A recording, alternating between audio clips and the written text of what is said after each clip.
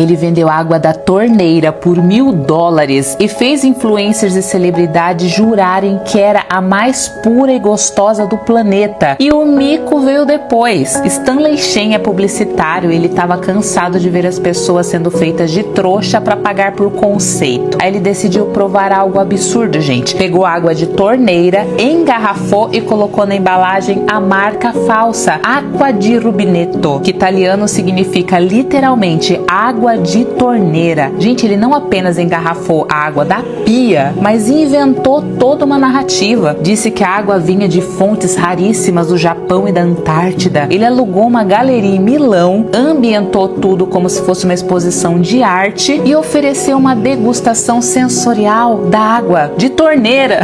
Cada dose era servida com conta-gotas, sprays, rituais minimalistas. A experiência era vendida como sofisticada, exclusiva, transcendente. Ele falava de pH, minerais secretos e pureza ancestral, e as pessoas acreditavam. Famosos influencers reagiam dizendo que o sabor era delicado, a energia refinada. O frasco minimalista estampava até o selo dourado de autenticidade. Acqua di Rubinetto, $1.000, esgotado. Dias depois, Stanley revelou tudo. Era só água da torneira. Que mico, gente. As pessoas não pagam pelo que você tem, elas pagam pelo valor que você diz que tem. É aí que entra uma forma de manipulação religiosa na política do Brasil católico. A ida de políticos ao Vaticano e a divulgação de fotos com o Papa não é um gesto neutro, é comunicação política altamente calculada. O objetivo central é transferir simbolismo religioso para a imagem do político, sem precisar declarar isso explicitamente. O Papa é percebido por muitos como uma referência ética universal. Ao aparecer ao lado dele, o político objetiva tomar emprestado essa autoridade, criando a impressão de que compartilha valores elevados, mesmo que não haja relação concreta com políticas públicas. Em países com forte herança católica como o Brasil, a imagem ativa um reconhecimento imediato. Ele está próximo daquilo que eu respeito, e aquilo que eu respeito o tratou bem. Isso reduz resistência e aumenta identificação de forma subconsciente. A foto funciona como um selo informal de importância. Sugere que o político tem acesso a espaços globais de poder e relevância. Não é sobre a reunião em si, mas sobre o que ela representa visualmente. Quando um líder é associado a símbolos religiosos, críticas a eles podem ser percebidas por parte do público religioso como exageradas ou injustas. Como eu, de profunda formação cristã, compreendo. Isso cria uma espécie de proteção narrativa. Em vez de explicar propostas complexas, a imagem comunica em segundos algo poderoso. Proximidade com valores morais, tradição e bondade. É uma forma eficiente de comunicação em massa. O eleitor não avalia apenas proposta, mas também sinais, imagens e arquétipos. A foto do Vaticano é apenas um desses sinais e, quando bem explorada, pode influenciar a percepção mais do que um discurso inteiro. Isso não significa automaticamente manipulação mal intencionada em todos os casos, mas é inegável que o valor político da imagem está no que ela sugere, não no que ela prova. Eu sou cristão, sou batizado, crismado na Igreja Cristã Ortodoxa, tenho uma formação cristã na minha família, dos meus pais, tenho minha fé. Um dano na fachada da Fiesp é muito pouco. Continuar ocupando terra, sim, mas além de ocupar terra, nós queremos ocupar esse poder. Nós queremos ter a caneta na mão. Chega do tempo de obediência, agora é tempo de Brasília. Nós vamos dizer em alto e bom som quem são os vagabundos. Cuba é ditadura ou não? Não, não é uma ditadura. Não é. Em 2011, um homem chamado Joshua Bell participou de um experimento social que expôs uma verdade desconfortável sobre o comportamento humano. Joshua não é qualquer um. Ele é um dos maiores violinistas do mundo, ganhador de Grammy, solista em orquestras internacionais, com ingressos que custam até $500. Mas, naquele dia, ele fez algo diferente. diferente. Colocou uma camiseta simples, boné e foi tocar violino no metrô de Washington, como se fosse apenas mais um músico de rua. Tocou por 45 minutos. Mais de 1000 pessoas passaram por eles. Quase todas ignoraram completamente. Ao final, ele havia arrecadado apenas $32. Mas aqui está o detalhe mais cruel. Ele tocou as mesmas músicas que toca nas maiores salas de concerto do planeta, usando um violino de $3,5 milhões. Mesma pessoa, mesma música, mesmo talento. O que mudou? O contexto, a embalagem, o palco. E o que isso nos revela? Que o valor que as pessoas enxergam em você não é necessariamente o seu real valor, mas o que elas estão preparadas para reconhecer. Tem gente brilhante sendo ignorada só porque está no lugar errado, com a roupa errada, no momento errado. E tem gente comum sendo celebrada porque entendeu como se posicionar. Agora imagine uma praça cheia, bandeiras, música, vozes exaltadas. No palco, o político não começa com números, nem com proposta. Começa com uma história. Ele fala de sofrimento, de injustiça, de perseguição. Não cita dados, evoca sentimentos. A pergunta que vocês, jovens, têm que fazer é por que se demorou tanto para fazer as universidades necessárias nesse país? É porque a elite brasileira não precisava de universidade aqui, e o filho do pobre era para cortar cana, era para trabalhar de pedreiro, e as mulheres eram para trabalhar de empregada doméstica. O atraso desse país é exatamente resultado de uma elite que dirigiu durante muitos anos esse país, que não se preocupou com a educação. Ele apresenta-se simbolicamente como alguém simples, quase um mártir moderno, alguém que carrega a dor do povo. Eduardo, eu morei num quarto e cozinha com 13 pessoas. Então, eu tenho consciência do que esse povo está passando. A multidão reconhece esse roteiro, não porque analisou, mas porque já o conhece profundamente. Está na base cultural, nas narrativas religiosas cristãs que aprenderam desde cedo. Nesse momento, a política deixa de ser debate e vira encenação simbólica. O adversário, então, não é apenas alguém com ideias diferentes, passa a ser retratado como frio, insensível, um inimigo do povo. Ninguém foi mais de esquerda do que Jesus Cristo. Exatamente. É exatamente por brigar pelos pobres, de cuidar dos doentes, de atender os mais necessitados, que os ricos da época mandaram crucificar Jesus Cristo. O conflito político ganha contornos morais, bem contra mal, redenção contra opressão. E assim, pouco a pouco, o julgamento racional cede espaço ao vínculo emocional. Desculpa, eu tenho que atender o mercado. Eu preciso atender a Faria Lima. Eu preciso ter responsabilidade fiscal. Eu preciso manter teto de gasto. E o teto de comida? E o teto de emprego? E o teto de salário? E o teto de saúde? Quem é que vai devolver para esse povo? Promessas vagas são aceitas porque vêm revestidas de linguagem moral. Erros são relativizados porque o líder sofreu. Críticas são rejeitadas porque parecem ataques à própria identidade coletiva. No fim, o eleitor acredita que escolheu racionalmente, mas, na verdade, foi conduzido por símbolos enraizados na cultura brasileira pela religião católica, que falam muito mais alto do que argumentos lógicos. E a política, que deveria ser um exercício de razão, torna-se, para muitos, um ato de fé. A verdade é que grande parte da disputa política opera no terreno simbólico e emocional do que no analítico, mobilizando emoções ancoradas em narrativas profundamente enraizadas na tradição cristã, especialmente a da paixão e morte de Jesus Cristo. O Lula, ele sempre foi uma espécie de bandeira. Os grupos que estavam em torno dele usavam ele como uma referência. Nessa chave, arquétipos como o do humilde, do pobre, do injustiçado, do sofredor e do perseguido são reativados e ressignificados no contexto contemporâneo. O mártir deixou de ser apenas uma figura religiosa e passou a ser associado a grupos ou líderes apresentados como vítimas de um sistema, descrito como o capitalismo e as elites econômicas dentro deste.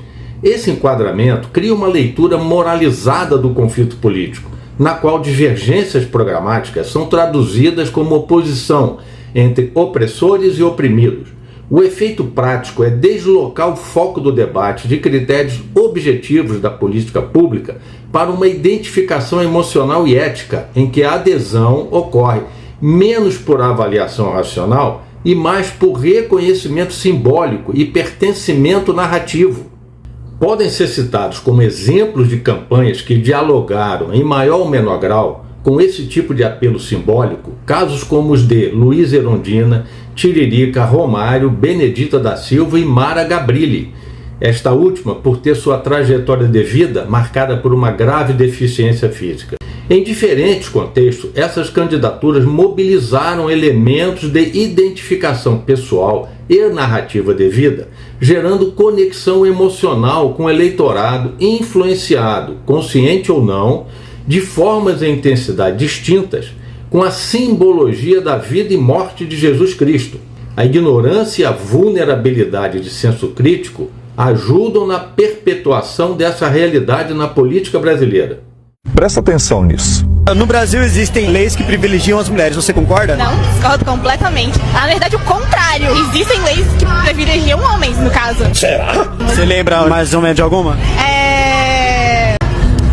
Eu não vou saber exatamente qual é o nome da lei. Tempo de contribuição da aposentadoria. As mulheres, elas aposentam 5 anos mais cedo. Se fosse pra gente trabalhar essa questão de direitos iguais, as mulheres deveriam se aposentar pelo mesmo tempo de contribuição que os homens? Eu não sei muito sobre isso. Existem leis que privilegiam homens. Essa questão também de uma lei que impõe os homens o serviço militar obrigatório, também não seria uma coisa injusta? Não deveria ser de igual para igual? Eu acho que devia entrar quem quer, mas é já difícil essa questão. Existem leis que privilegiam homens. O fato de você poder se aposentar mais cedo do que eu é uma lei que privilegia as mulheres ou os homens? Nesse caso, privilegia a mulher, mas no caso... Como pode dar certo um país assim? Isso não foi negação, foi um questionamento simples, mas construído dentro de uma narrativa cognitiva. Eu explico. Note que a entrevistada discute leis de forma superficial, confusa e inconsistente. E ela, que se diz esclarecida, provou que não checa a lei, não questiona, não investiga, apenas reage ao que aprendeu a acreditar. Por isso confirma uma narrativa ideológica pré-estabelecida. O que vimos, infelizmente, não foi um debate por parte dela, foi apenas o efeito de uma arma psicológica, a ideologia que bloqueia o raciocínio. Um diagnóstico muito plausível do cenário político brasileiro é que elementos historicamente associados à tradição católica, como a ênfase em culpa, sacrifício e redenção, foram secularizados e incorporados ao discurso político e estão bloqueando o raciocínio, especialmente das pessoas vulneráveis de senso crítico. Nessa leitura, tais referências ajudam a estruturar narrativas públicas que privilegiam enquadramentos morais e emocionais simplistas, influenciando a forma como conflitos sociais e econômicos são apresentados e interpretados pela ampla maioria dos eleitores.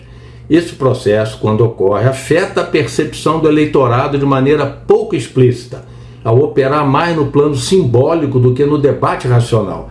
Essa dinâmica se torna mais visível para leitores familiarizados com a crítica da moral cristã, desenvolvida por Friedrich Nietzsche, embora essa seja apenas uma entre várias lentes analíticas possíveis para compreender a política no Brasil, e não uma explicação única e menos ainda consensual.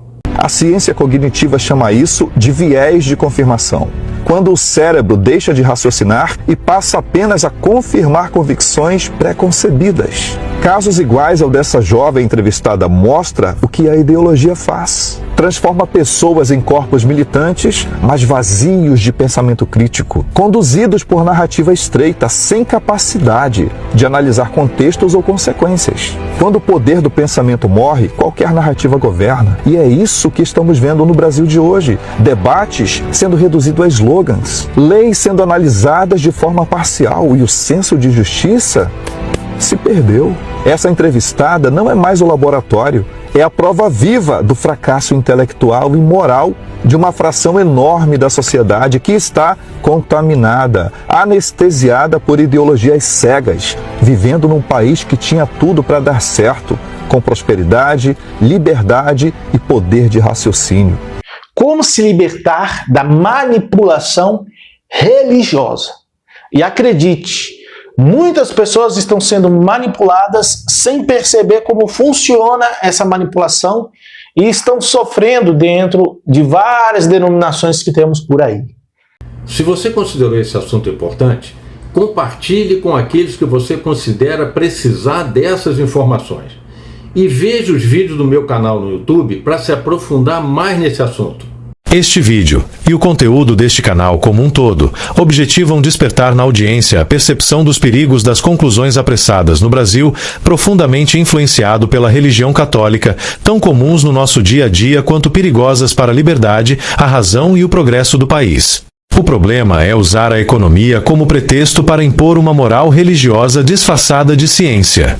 Enquanto esse viés dominar o debate, o Brasil continuará discutindo o termômetro, impostos, redistribuição, narrativas morais de justiça social e justiça fiscal, e não a verdadeira causa da febre, o baixo estímulo ao enriquecimento, insegurança jurídica motivada pelo emocionalismo. A raiz do estatismo como consequências de uma cultura que demoniza a riqueza em vez de entender a sua dinâmica com base na realidade, e não em uma moral ultrapassada da época em que a riqueza era fruto de guerras, pilhagens, escravidão e reservada para os amigos do rei, entre os quais a Igreja Católica sempre esteve presente. Capitalismo não é um problema moral a ser espiado. É um sistema de coordenação humana a ser compreendido e respeitado o máximo possível com respeito aos direitos e garantias individuais baseados nos princípios democráticos. O capitalismo nada mais é do que a democracia na economia.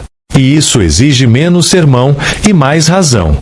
Quando o pensamento crítico desaparece, a ignorância coletiva toma conta. E nesse cenário, cada um se convence de que está absolutamente certo. Pensamento crítico é mais do que pensar demais. É um hábito disciplinado, quase uma arte.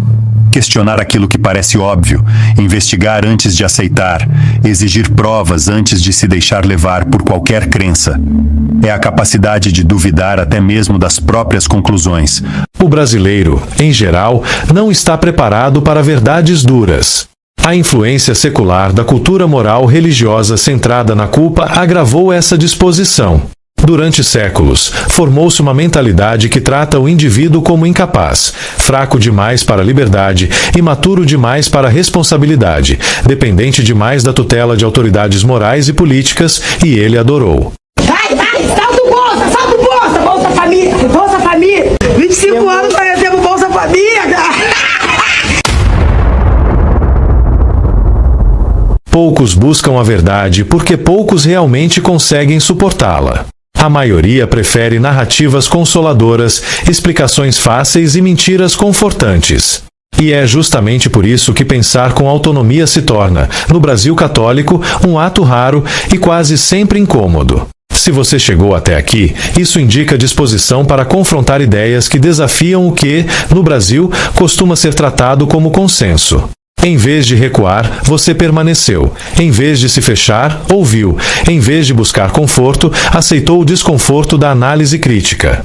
Essa é a linha divisória entre quem apenas repete slogans e quem assume a responsabilidade de refletir e formar convicções próprias. Poucos buscam a verdade.